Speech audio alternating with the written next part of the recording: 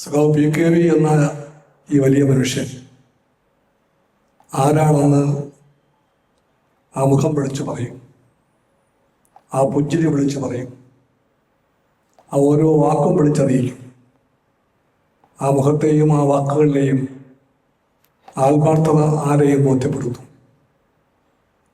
അതാണ് സഖാവ് PKV. അദ്ദേഹത്തിൻ്റെ രാഷ്ട്രീയ ജീവിതത്തിൻ്റെ എല്ലാ ഇകഴുകളും പറയാൻ ഇപ്പോൾ ശ്രമിച്ചുകൊള്ളാമെന്ന് എനിക്കറിയാം. രാജ്യത്തിൻ്റെ സ്വതന്ത്ര പ്രസ്ഥാനം ഇടകി പറഞ്ഞ കാലത്താണ് സഖാവ് PKV വിദ്യാർത്ഥിയായി UC കോളേജിലേക്ക് എത്തുന്നത്. അവിടെ നിന്ന് KC മാത്യുവും സഖാവ് PGയും സഖാവ് മലയാറ്റൂർ രാമകൃഷ്ണൻ അടക്കമുള്ള ഒരുപാട് ഉപനിഷത്തുക്കളായ വിദ്യാർത്ഥികളുണ്ടായിരുന്നു.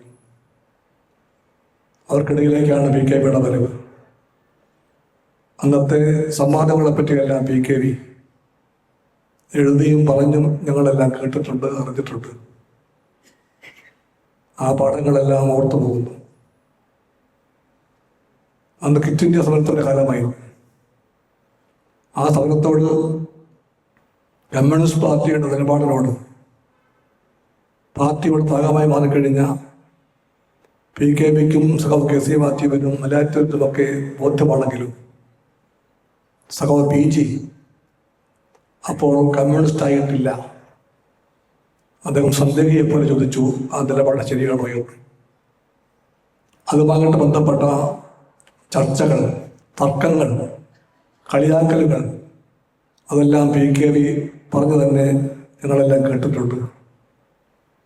പിന്നീട് സഖാവ് PG ആ രാഷ്ട്രീയത്തിൽ ഏറ്റവും ശക്തനായ വ്യക്താവായി മാറിയതും PKV തന്നെയാണ് ഞങ്ങളോട് പറഞ്ഞിട്ടുള്ളത്. അന്നൊരിക്കൽ UC കോളേജിലെ ഹോസ്റ്റലിൻ്റെ പിറകിലെ റബ്ബർ തോട്ടത്തിൽ ഒരു ചെറിയ യോഗം ചേർന്നു. മൈക്കും ആൾക്കൂട്ടവും ഡെസ്കും ബെഞ്ചും ഒന്നുമില്ല.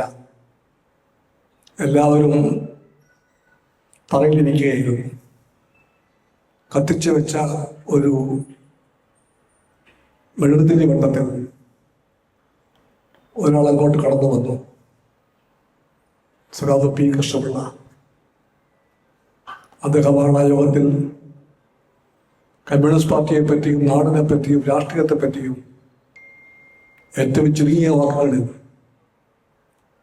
ഏറ്റവും പതിഞ്ഞ സ്വരത്തിൽ എന്നാൽ തികഞ്ഞ വ്യക്തതയോടുകൂടി സംസാരിച്ചത്. അദ്ദേഹം ചോദിച്ചു, ഇവിടെ അങ്ങോട്ട് നമുക്ക് കമ്മ്യൂണിസ്റ്റ് പാർട്ടിയുടെ പ്രവർത്തകന്മാരായി മാറി പ്രവർത്തിക്കണമെന്ന്. ഒരു വിദ്യാർത്ഥികളായി ചുരുങ്ങാൻ പാടില്ല. നാടിന് വേണ്ടിയുള്ള ഈ പടക്കളത്തിൽ പടവെട്ടുവാൻ കമ്മ്യൂണിസ്റ്റ് ആകാൻ നാം തീരുമാനിക്കണമെന്ന് പറഞ്ഞ ആ വാക്കുകളെ സ്വീകരിക്കാതിരിക്കാൻ അവർക്ക് ആർക്കുമായില്ല. പിന്നീട് അവരുടെ എല്ലാം വഴി ആ വഴിയായിരുന്നു. ആ വഴിയാണ് PKVയുടെ വഴിയെന്ന് PKVക്ക് അന്നേ ബോധ്യമായതാണ്. അന്ത്യശ്വാസം വരെയും സഖാവ് PKV ആ പാർട്ടിയോട്, ആ ആശയങ്ങളോട്, ആ കൊടിയോട്, ആ കൊടിക്ക് ചൈതന്യം പകർന്ന മനുഷ്യരോട് പൂർണ്ണമായും നീതി കാണിച്ചു. അങ്ങേയറ്റം കൂറോടെ സഖാവ് പ്രവർത്തിച്ചു. ആ കഥകളിൽ ഒരുപാട് സംഭവങ്ങളുണ്ട്. അതെല്ലാം പറയാൻ ഞാൻ ശ്രമിക്കുകയല്ല. ഒരാളുടെ വലുപ്പം, അയാൾ വഹിച്ച പദ്ധതികളുടെ വലുപ്പമാണെന്ന് സഖാവ് PKVയെ പറ്റി പറയുമ്പോൾ ആർക്കും പറയാൻ പറ്റില്ല. PKV MLA ആയിരുന്നു, MP ആയിരുന്നു, ഒരുപാട് കാലം. ഏറ്റവും ചെറുപ്പത്തിൽ സഖാവ് PKV MP ആയി. ഏറ്റവും ചെറുപ്പത്തിൽ ആ യുവ MP-യെ ഇന്ത്യൻ പാർലമെന്റിലെ മഹാരഥന്മാരെല്ലാം ശ്രദ്ധിച്ചു. ആ ചെറിയ മനുഷ്യൻ, ചെറിയ പ്രായത്തിൽ ചെറിയ ആ MP, കമ്മ്യൂണിസ്റ്റ് MP സംസാരിക്കണമെന്നാൽ നെഹ്റു പോലും കാത്തോർക്കുമായിരുന്നു. ആ MP-യോട് അദ്ദേഹത്തിന് ഉപചകനായ മൊറാർജിക്ക് ആദരവായിരുന്നു. അന്നത്തെ പാർലമെന്റിൽ സമനിയന്ത്രിക്കാൻ വേണ്ടിയുള്ള പാനൽ ഓഫ് ചെയർമാൻ നിശ്ചയിക്കപ്പെട്ടപ്പോൾ ഒരു പേര് ഈ ചെറുപ്പക്കാരായ എംപിയുടെ പേരായിരുന്നു. PKBയിലെ പാർലമെന്ററി പകർത്തത്തിന്റെ തെളിവായി തന്നെ ചൂണ്ടിക്കാണിക്കാൻ കഴിയും. പിന്നെ അദ്ദേഹം MLA ആയിട്ടുണ്ട്, മന്ത്രിയായി പ്രവർത്തിച്ചു, മുഖ്യമന്ത്രിയുമായി. പക്ഷെ അതിനേക്കാളെല്ലാം വലുതായിരുന്നു PKB. ഈ പദവികളുടെ വലുപ്പത്തെക്കാളെല്ലാം വലിയവരായിരുന്നു PKB. PKBയിലെ മനുഷ്യൻ, PKBയിലെ പരിവർത്തനവാദി, PKBയിലെ വിപ്ലവകാരി, PKBയിലെ തികഞ്ഞ മനുഷ്യസ്നേഹി. അതായിരുന്നു ഏറ്റവും ഉറക്കം പറയാൻ വേണ്ടി എന്തും നമ്മൾ ശ്രദ്ധിക്കുന്ന കാര്യമെന്ന് കമ്മ്യൂണിസ്റ്റ് പാർട്ടി കാണുന്നു. ആ PKBയുടെ ശതാബ്ദിയാണ്. കമ്മ്യൂണിസ്റ്റ് രാഷ്ട്രീയത്തിൻ്റെ എല്ലാ ഉയർച്ചകളിലും താഴ്ചകളിലും അതിലൂടെ PKB ഉണ്ടായിരുന്നു. പാർട്ടി ഭിന്നിച്ച കാലത്തെപ്പറ്റി PKBക്ക് എല്ലാ കാലത്തും നിലപാടുണ്ടായിരുന്നു, ദുഃഖവും ഉണ്ടായിരുന്നു. ആ ഭിന്നിപ്പിനെ PKBയുടെ പാർട്ടി കാണുന്നത് അന്നും ഇന്നും നിർഭയകരം എന്ന് തന്നെയാണ്. ആ ഭിന്നിപ്പ് നിർഭയകരമായിരുന്നു. ഭിന്നിച്ച വഴികൾ കമ്മ്യൂണിസ്റ്റ് പാർട്ടികൾ CPIയും CPMഉം സഞ്ചരിച്ചു ഒരുപാട് കാലം. 64 മുതൽ 80 വരെ ആ സഞ്ചാരമുണ്ടായിരുന്നു. 2 വഴികൾക്ക് കൂടിയുള്ള സഞ്ചാരം. അതിനിടയിൽ 78 വർഷമുണ്ട്. ആ വർഷം CPIക്കും CPMനും പ്രാധാന്യമേറിയ ഒരു വർഷമാണ്. CPIയുടെ ഭട്ടിണ്ട കോൺഗ്രസ്, CPMന്റെ ജലന്ധർ കോൺഗ്രസ്, ഈ 2 കോൺഗ്രസുകളും അന്ന് അതത് പാർട്ടികളുടെ നയങ്ങളെ പറ്റിയുള്ള സ്വയംവിമർശനത്തിൻ്റെയും കൂടി കേന്ദ്രമായി മാറി. അവിടെ വെച്ച് കമ്മ്യൂണിസ്റ്റ് പാർട്ടിയും CPIഎമ്മും തീരുമാനിച്ചത് ഇടതുപക്ഷ ജനാധിപത്യ ബദൽ എന്ന മാർഗത്തിലേക്ക് നീങ്ങണമെന്നായിരുന്നു. ചർച്ചകളെല്ലാം ഒത്തിരി ഉണ്ടായിട്ടുണ്ട് 2 പാർട്ടികളിലും. അന്നത്തെ CPI നയത്തിൽ മാറ്റമുണ്ടായിട്ടുണ്ട്, CPMഉം നയത്തിൽ മാറ്റമുണ്ടാക്കിയിട്ടുണ്ട്. കോൺഗ്രസുമായുള്ള ബന്ധം CPI ഉപേക്ഷിച്ചു. ജനതാ പാർട്ടിയുമായി നടത്തിയ ബന്ധം CPM ഉപേക്ഷിച്ചു. അങ്ങനെ ആവശ്യമെന്ന് കണ്ടാൽ നാടിൻ്റെ വിളി കേട്ടുകൊണ്ട് ഉൾക്കൊള്ളാൻ, സ്വന്തം നാടിൻ്റെ ജീവിത യഥാർത്ഥങ്ങളിലേക്ക് മാർക്സിസ്റ്റ് പ്രത്യയശാസ്ത്രം പ്രയോഗവൽക്കരിക്കാൻ കഴിയുന്നത് എങ്ങനെയാണെന്ന് ആ ദിനങ്ങളിൽ CPIയും CPMഉം സ്വയം ബോധ്യപ്പെട്ടു, ഈ നാടിനെ പഠിപ്പിച്ചു. അതാണ് ഇടതുപക്ഷ ജനാധിപത്യ ബദലിൻ്റെ ആശയത്തിൻ്റെ തുടക്കം ഇന്ത്യയിൽ. അതിൻ്റെ ഭാഗമായി ഒരു ചർച്ചയുണ്ടായി കേരളത്തിൽ. കേരളത്തിലെ ഗവൺമെൻറ്റിലെ CPI പങ്കാളിത്തം. ആ ഗവൺമെൻറ്റിലെ മുഖ്യമന്ത്രി CPIക്കാരനാണ്. ആ ഗവൺമെൻറ്റിൽ കോൺഗ്രസ് പങ്കാളിയായിരുന്നു. ആ ഗവൺമെൻറ്റിൻ്റെ തുടർച്ച, അതിന് ഭൂരിപക്ഷമുണ്ട്, നിർബാധം ഭരിക്കാമായിരുന്നു. പക്ഷേ ആ രാഷ്ട്രീയ നിലപാട് ഈ ഗവൺമെൻറ് കൂടെയുള്ള മുഖാമുഖം നിൽക്കുമ്പോൾ CPIയും CPMഉം ചിതറിച്ചു കഴിഞ്ഞ രാഷ്ട്രീയത്തിലേക്ക് നീങ്ങാൻ ഈ ഭരണ പങ്കാളിത്തം പ്രതിബന്ധമാണെന്ന് വന്നപ്പോൾ കമ്മ്യൂണിസ്റ്റ് പാർട്ടി തീരുമാനിച്ചു ആ മുന്നണി ബന്ധം അവസാനിപ്പിക്കണം. കമ്മ്യൂണിസ്റ്റ് പാർട്ടിയുടെ അധികാര സ്ഥാനം പാർട്ടി ഉപേക്ഷിക്കണം. ആ തീരുമാനം പാർട്ടി എടുത്തു. പിന്നീട് അല്പം പോലും വൈകിയില്ല. ഒറ്റ നിമിഷം പോലും വൈകാതെ സഖാവ് PKB തൻ്റെ മുഖ്യമന്ത്രി പദം രാജിവെച്ചു. ഇവിടെ പറഞ്ഞതുപോലെ തൻ്റെ കയ്യിലെ ചെറിയ തോൽഭാഗം തൂക്കിക്കൊണ്ട് അദ്ദേഹം പുല്ലുവഴിയിലേക്ക് ബസ് കയറി. എന്നാണ് സഖാവ് PKB. രാഷ്ട്രീയത്തിലെ എല്ലാ തർക്കവിതർക്കങ്ങളിലും എല്ലാ പാർട്ടികളും എല്ലാ രാഷ്ട്രീയക്കാരും എപ്പോഴും പറയുന്ന കാര്യമാണ് അധികാരം. അതാണ് രാഷ്ട്രീയത്തിൻ്റെ ഏറ്റവും വലിയ ലക്ഷ്യം. അതാണ് പരമമായ രാഷ്ട്രീയ ലക്ഷ്യമെന്ന് ചിന്തിക്കുന്ന കാലത്ത് നാം ജീവിക്കുമ്പോൾ PKവിയുടെ ഈ പാഠം നാം മറക്കാൻ പാടില്ല. കമ്മ്യൂണിസ്റ്റായ PKV, CPIയുടെ എക്കാലത്തെയും ബഹുമാനമായ സഖാവ് PKV അദ്ദേഹം തെളിയിച്ചു, അല്ല, അധികാരമല്ല വലുത്, പദവിയല്ല വലുത്, സ്ഥാനമാനമല്ല വലുത്, അതിനേക്കാളെല്ലാം വലുത് സ്വന്തം രാഷ്ട്രീയമാണെന്ന് തെളിയിച്ചുകൊണ്ട് അദ്ദേഹം പദവിയും സ്ഥാനമാനവും അധികാരപ്പട്ടവും എല്ലാം വലിച്ചെറിഞ്ഞുകൊണ്ട് അദ്ദേഹം ജനങ്ങളിലേക്ക് വന്നു. ആ PKV അതുകൊണ്ട് തന്നെ ഇന്നത്തെയും നാളത്തെയും നമ്മുടെ രാഷ്ട്രീയത്തിന് വഴി കാണിക്കേണ്ട ഒരു നേതാവിൻ്റെ ചിത്രമായി, പ്രതീകമായി നമ്മുടെ എല്ലാ മനസ്സിൽ എക്കാലവും സ്ഥാനം പിടിക്കും. PKവിയുടെ ജീവിതത്തിൻ്റെ എല്ലാ മുഹൂർത്തങ്ങളെ പറ്റിയും പറയാൻ ഞാൻ ശ്രമിക്കുന്നില്ല. പക്ഷേ നമുക്ക് ഓർക്കാനും പറയുവാനും എത്രയോ ഘട്ടങ്ങൾ PKV തന്നിട്ടുണ്ട്. PKവിയുടെ പ്രധാനപ്പെട്ട മഹത്വമെന്ന് ഞാൻ പറയും, തെറ്റ് ബോധ്യപ്പെട്ടാൽ ആ ബോധ്യപ്പെട്ട തെറ്റ് അദ്ദേഹം ഏറ്റു പറയും, അത് മറച്ചു വയ്ക്കാതെ ജനങ്ങളെ അറിയിക്കും. കേരളത്തിൽ ആ ഒരു രംഗമുണ്ടായിട്ടുണ്ട്. നമ്മുടെ നാടിൻ്റെ പരിസ്ഥിതി ബോധം പ്രായപൂർത്തി വന്നത് സൈലന്റ് വാലി പ്രക്ഷോഭകാലത്താണ്. ആ പ്രക്ഷോഭ രാജ്യഘട്ടത്തിൽ PKV പ്രക്ഷോഭം തെറ്റാണ് എന്ന് പറഞ്ഞ ആളായിരുന്നു. ചോദ്യം ഇതായിരുന്നു, ഒന്നല്ല, വൈദ്യുതിയാണോ വലുത് അതോ സിംഹവാലൻ കുലനാണോ എന്ന് PKവിയും ആ ചോദ്യം ചോദിച്ചിട്ടുണ്ട്. പക്ഷെ പിന്നീട് നാടിൻ്റെ പൊതുവായുള്ള ബോധം വലുതായപ്പോൾ, പരിസ്ഥിതിയുടെ രാഷ്ട്രീയത്തിന് അർത്ഥം എല്ലാവർക്കും വ്യക്തമായപ്പോൾ, സൈലന്റ് വാലി പദ്ധതിയുടെ ഭാഗത്തു നിന്ന് ഒരുപാട് പേർ നിലപാട് മാറ്റി. ശ്രീമതി ഗാന്ധി അന്ന് പ്രഖ്യാപിച്ചു, ആ പദ്ധതി ഉപേക്ഷിക്കുന്നു. പദ്ധതി വന്നില്ല. പ്രശ്നം സിംഹവാലർക്ക് മാത്രമായിരുന്നില്ല, പ്രശ്നം ഒരു വലിയ പുഴയായിരുന്നു, വൻകാടുകളായിരുന്നു, ശുദ്ധവായുവായിരുന്നു, ശുദ്ധജലമായിരുന്നു, മലിനമാകാത്ത മണ്ണും ഭാവി ജീവിതവുമായിരുന്നു.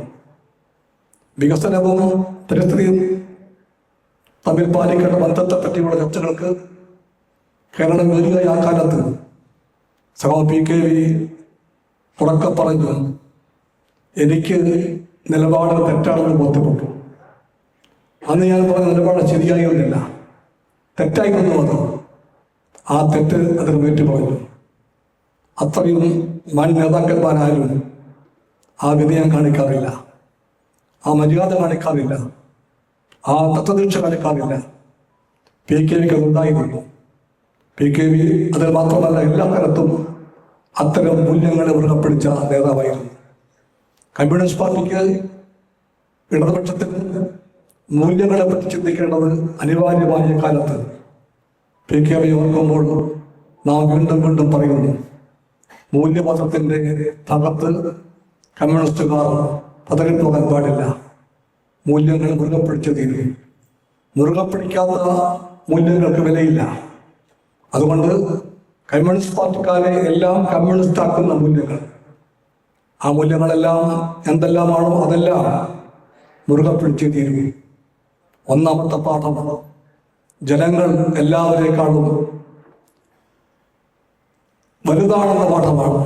ആരെക്കാളും വലിയവർ ജനങ്ങളാണ്. പാർട്ടികളെക്കാൾ, നേതാക്കന്മാരെക്കാൾ, പദവികളെക്കാളെല്ലാം വലിയവർ ജനങ്ങളാണ്. ആ വലിയവരായ ജനങ്ങൾക്ക് മുമ്പിൽ സ്വന്തം സ്ഥാനം താഴെയാണ്, കീഴെയാണ് എന്ന് ബോധ്യപ്പെടലാണ് പ്രധാനപ്പെട്ട കമ്മ്യൂണിസ്റ്റ് മൂല്യമെന്ന് നമ്മളെല്ലാം തിരിച്ചറിയണമെന്ന് ഈ ദിനങ്ങൾ എല്ലാ ഇടതുപക്ഷക്കാരെയും അറിയിക്കുന്നുണ്ട്. അതുപോലെ തന്നെ പഠിക്കേണ്ട പാഠങ്ങൾ പഠിക്കുകയും വേണം. ആ പാഠങ്ങൾ പഠിക്കാൻ CPI ശ്രമിക്കും. ആ ശ്രമത്തിൽ CPIക്ക് PKവിയുടെ ജീവിതവും സ്മരണകളും എല്ലാം വഴി കാണിക്കുമെന്ന് ഉറപ്പായി ഞാൻ പറയുന്നു. അതോടൊപ്പം ഇന്നത്തെ ഇന്ത്യ ആദരവോടെ കാണുന്ന ആ തലമുറയെ പറ്റി ഒരു വാക്ക് പറയേണ്ടതുണ്ട്. PKV ആ തലമുറയെ മാനിച്ച കമ്മ്യൂണിസ്റ്റായിരുന്നു. തന്നേക്കാൾ പ്രായമായിരുന്നു ഞങ്ങളെല്ലാം എന്ന് PKV അറിയാമായിരുന്നു. പാർട്ടി കമ്മിറ്റികളിൽ PKV എപ്പോഴും കാണിച്ചിട്ടുള്ള ഒരു മര്യാദ അത് ഓർക്കാതിരിക്കാനാകുന്നില്ല. PKവിയും എമ്മനും അച്യുതമേനോന് അടക്കമുള്ള ടി വി തോമസ് അടക്കമുള്ള നേതാക്കന്മാരുള്ള കമ്മിറ്റിയിൽ ചില ആളുകൾ ഞങ്ങളുണ്ടായുണ്ട്, ചെറിയ ചെറിയ ആളുകളായിട്ട്. ആ കമ്മിറ്റിയിൽ ഞങ്ങളെല്ലാം പറയുന്ന കാര്യങ്ങൾ കേൾക്കാൻ, ചിലപ്പോൾ ശാസിക്കും ഞങ്ങളെ, വിമർശിക്കും ഞങ്ങളെ. അതെല്ലാം ഉണ്ടാകുമ്പോഴും നിറയെ സ്നേഹിക്കുമായിരുന്നു. ആ സ്നേഹത്തോടു കൂടി കാണുവാനും കേൾക്കുവാനും എല്ലാം കാണിച്ച സഖാവ് PK ആ നന്മ നിറഞ്ഞ മനസ്സിനെ പറ്റി പറയുമ്പോൾ ചിലപ്പോൾ വികാരം കൊണ്ട് വാക്കുകൾക്ക് ഒരു ഭംഗം വന്നു പോയേക്കാം. അതിലേക്ക് ഞാൻ പോകുന്നില്ല. അത്രയേറെ നിറഞ്ഞ സ്നേഹമായിരുന്നു സഖാവ് PK പിൻതലമുറയ്ക്കെന്ന് ഞാൻ ഓർക്കുന്നുണ്ട്. ആ തലമുറയുടെ പിൻതലമുറയുടെ ശബ്ദം ഇന്ത്യ വീണ്ടും കേൾക്കുകയാണ് ഇപ്പോൾ. അതാണ് നമ്മൾ ഇന്നലെ കണ്ടത്. എവിടെയും തോൽക്കില്ല എന്ന് എല്ലാവരും പറഞ്ഞ ആളായിരുന്നു മോദി. 56 ഇഞ്ചാണ് നെഞ്ചളവ്, നാട്ടിലാണെങ്കിൽ ഭയങ്കര നാക്ക്, എല്ലാവരെയും ചവിട്ടി മതിക്കാൻ പോകുന്ന ആൾ. ആ മോദിയെ തോൽപ്പിക്കാൻ ആർക്ക് പറ്റും? ഈ ചോദ്യം ഇന്ത്യ കുറെ കേട്ടു. നാം കണ്ടു കഴിഞ്ഞു, ആ മോദിയെ തോൽപ്പിക്കാൻ പറ്റും. വിദ്യാർത്ഥികൾ കൂട്ടായി ശ്രമിച്ചപ്പോൾ തീരുമാനിച്ചപ്പോൾ ആ മോദിക്ക് മുട്ടുകൊത്തേണ്ടി വന്നു. ആ സമരം ജയിച്ചിരിക്കുന്നുവെന്ന് പ്രഖ്യാപിക്കാൻ നമുക്ക് ആർക്കും മടിയില്ല. അതിന്റെ പാഠങ്ങൾ നമ്മളെല്ലാവരും പഠിക്കണം എന്ന് പറഞ്ഞാൽ, ആ CJPക്ക് പ്രത്യയശാസ്ത്രമുണ്ടോ, രാഷ്ട്രീയമുണ്ടോ? ചോദ്യങ്ങളെല്ലാം ഒരുപാടുണ്ടായിരിക്കാം. പക്ഷെ അവർക്ക് സമരബോധമുണ്ട്, അവർക്ക് സമരത്തിന്റെ ലക്ഷ്യങ്ങളെ പറ്റി ബോധ്യമുണ്ട്. ചിലപ്പോൾ അവർ നമുക്ക് സമരത്തിന്റെ രൂപങ്ങളെ പറ്റിയും പഠിപ്പിച്ചിട്ടുണ്ട്. പലപ്പോഴും കമ്മ്യൂണിസ്റ്റ് പാർട്ടികൾ രണ്ടും ചോദിച്ചിട്ടുണ്ട്, ഫോംസ് ഓഫ് സ്ട്രഗിൾ എന്താകണം സമര രൂപങ്ങൾ. ഒരു രൂപം അവർ കാണിച്ചു തന്നു. ജാതീയമായി വർദ്ധിക്കാൻ വേണ്ടി പാഞ്ഞെടുക്കുന്ന പോലീസിന് മുമ്പിൽ ആ വിദ്യാർത്ഥികൾ നിന്നത് പെട്ടെന്ന് നിമിഷ നേരം കൊണ്ട് അറ്റൻഷനായിട്ട് നിന്നു. നിമിഷം കൊണ്ട് സ്റ്റഡിയായിട്ട് നിന്നവർ. എന്നിട്ട് ഒന്നിച്ചു പാടി, ജനഗണമന പാടി. അപ്പുറത്ത് അടിക്കാൻ വരുന്ന പോലീസ് പിന്തിരിഞ്ഞോടാതെ, കീരിക്കളാകാതെ, നട്ടിൽ വിളയ്ക്കാതെ നിന്നുകൊണ്ട്, അറ്റൻഷൻ നിന്നുകൊണ്ട് അവര് ജനഗണമന പാടിയപ്പോൾ അടിക്കണമെന്ന പോലീസിന് അടിക്കാൻ കഴിഞ്ഞില്ല. അതുകൊണ്ട് ആ തലമുറയെ കേൾക്കണം, അവരെ പഠിക്കണം. പഠിപ്പിച്ച പാഠങ്ങളൊക്കെ നാം തീർച്ചയായിട്ടും ഒരുമിട്ട് മനസ്സിലാക്കാൻ ശ്രമിക്കണം. അതാണ് ആ സമരത്തിന്റെ ഒരു പാഠമെന്ന് പൊതുവെ പറയുവാൻ ഞങ്ങൾ ആഗ്രഹിക്കുന്നു. അതുപോലെ തന്നെ വിലപ്പെട്ട പലതുമുണ്ട്. കോക്രോച്ച് എന്ന വാക്ക് ഒരു പരിഹാസ വാക്കായിരുന്നു പണ്ടല്ല, ഒരു കൂറകൾ. അതുപോലെ കൂറയല്ല. പെട്ടെന്ന് ഓർമ്മയിലേക്ക് ഒരു പഴയ ചിത്രം കടന്നു വരുന്നു.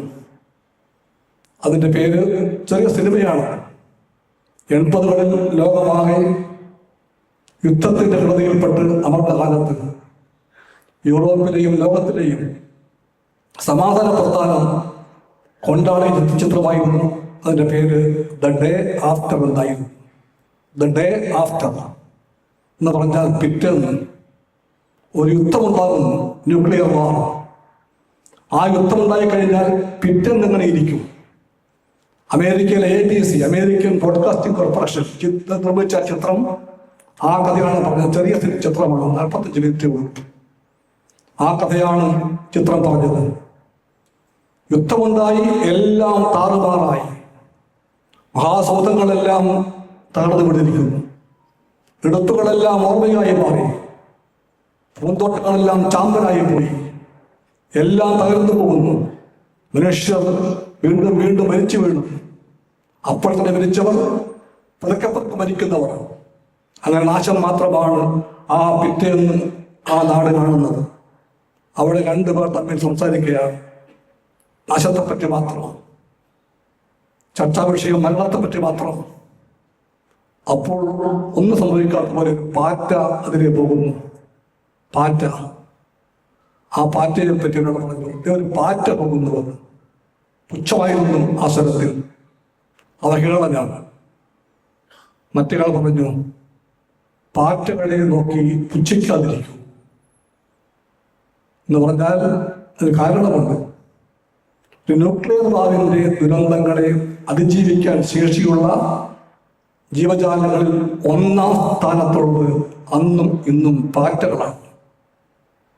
അതുകൊണ്ട് പാറ്റകളെ പുച്ഛിക്കരുത്.